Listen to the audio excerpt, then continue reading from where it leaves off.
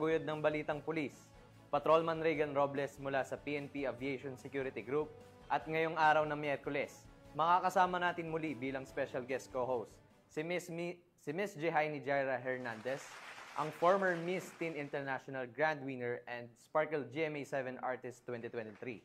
Magandang umaga po sa iyo, ma'am. Magandang umaga po, sir, at magandang umaga sa ating lahat.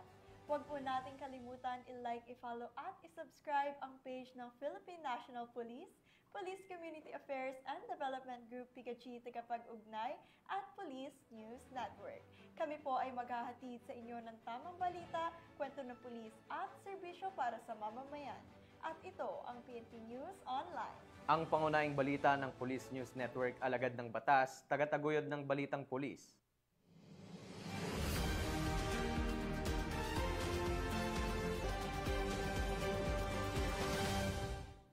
Narito ang mga balitang dapat niyong abangan. Tinatayang 27 milyong pisong halaga ng iligal na droga nasamsam sa Zamboanga City.